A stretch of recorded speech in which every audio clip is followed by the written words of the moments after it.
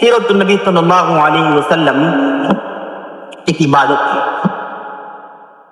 جیسے قرآن پڑھنا ایک عبادت ہے، جیسے آپ صلی اللہ علیہ وسلم کے احادیث پڑھنا عبادت ہے، اس طریقے سے آپ صلی اللہ علیہ وسلم کی زندگی پڑھنا، اسے سننا، یہ بھی عبادت ہے، کیونکہ آپ صلی اللہ علیہ وسلم کی زندگی قرآن اور حدیث کی تشریح کرتی ہے، قرآن اور حدیث کی تشریح اور ایکسپلینیشن کی سیرت کرتی ہے۔ گویا کہ یوں سمجھیے سیرت قرآن اور حدیث کے درمیان کا ایک برج ہے جو قرآن اور حدیث کو لنک کرتی ہے، ملاتی ہے۔ جو آدمی آپ صلی اللہ علیہ وسلم کی سیرت نہیں جانتا وہ قرآن کو بھی صحیح طریقے سے سمجھ نہیں سکتا، کیونکہ قرآن اور سیرت دونوں ایک ہی گاڑی کے دو پہیے۔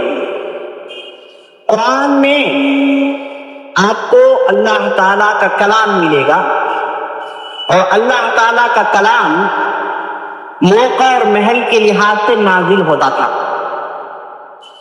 قرآن کے آیات جو ہیں یہ 20-3 سال میں، 13 سال مکے میں اور 10 سال مدینے میں نازل ہوئی۔ یہ قرآن کوئی کتاب نہیں تورات جیسی جو پورا لکھ کر ہاتھ میں دے دی گئی ہے، بلکہ قرآن زندہ معجزہ ہے، زندہ میراکل ہے، کہ جب جو بھی چیز کی ضرورت پڑتی اس کے لیے اللہ تعالیٰ اپنی بات نازل کرتا۔ سیرت ہے، سیرت میں جو چیز ضرورت پڑتی ہے اس کے لیے قرآن نازل ہوتا ہے۔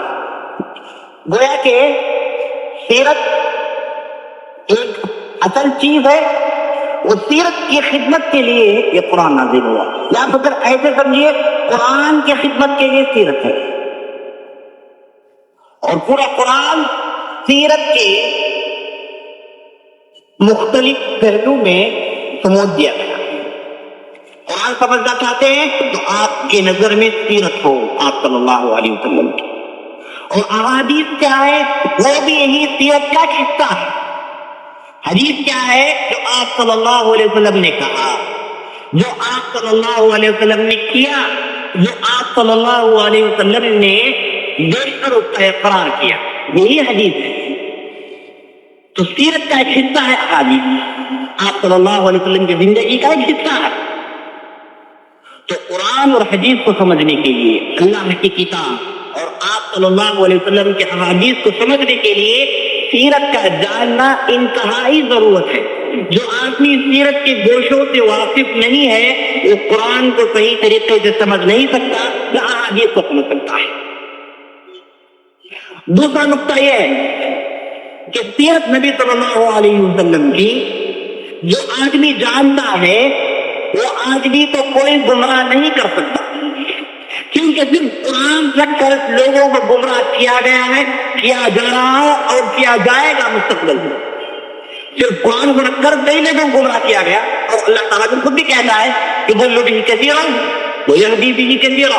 اللہ تعالیٰ اس قرآن کے ذریعے سے کئی لوگوں کو ہدایت دیتا ہے اور کئی لوگوں کو گمراہی میں ڈال دیتا ہے۔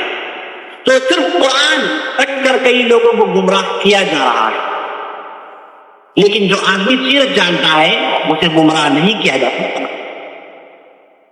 اور جو لوگ قرآن کے آیتوں کا غلط تصور، غلط تفسیر کرتے ہیں، سیرت جاننے والا بڑی آسانی سے پہچان لے سکتا ہے کہ بھائی آپ نے جو قرآن کی آیت کی تفسیر کی ہے وہ بالکل اس چیز سے میل نہیں کھاتی۔